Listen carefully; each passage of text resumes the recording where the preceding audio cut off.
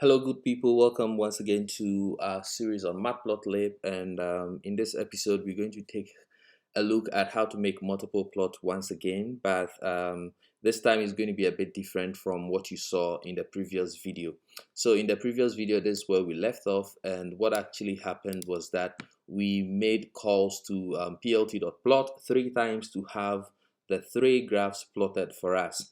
And it turns out that it is possible to make multiple plots even in just one call to plt.plot. And what's going to happen is you submit these 3 pairs and then you just separate them with commas. Okay, so you give your first x, the first y, and then the line style, the second x, the second y, and then the line style. Basically it's just everything here, but then we're combining it into one line of code. So it's just different ways of achieving the same purpose. And I still want to go ahead and show you so that you choose which one you prefer as and when you see fit. Okay, so we basically going to generate the same graph above, but it's just going to be the only difference is that we're going to make just one call to plt.plot and then we have the same graph that you see up there. So the way to achieve that is to say plt.plot, and then we want to plot our x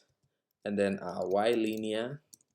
Basically I can actually just copy and paste line by line from up there, but I'm not going to do that. So I'm going to say x, and then I'm going to plot my y quadratic, and then that is going to be our red, and then I'm going to say x, and then I'm going to plot our y cubic, which I wrongly spelled qubit and I still haven't corrected, and I'm going to do a blue caret, and let's see what happens when we run this graph. So basically, as you can see on your screen, there is a slight difference, not in terms of what you see, but in terms of what the PLT function returns. If you can see from here, it returned one line, but then over here it is returning a list of lines. And in the video that follows this one, I'm going to show you how to take each of these lines and even customize them further.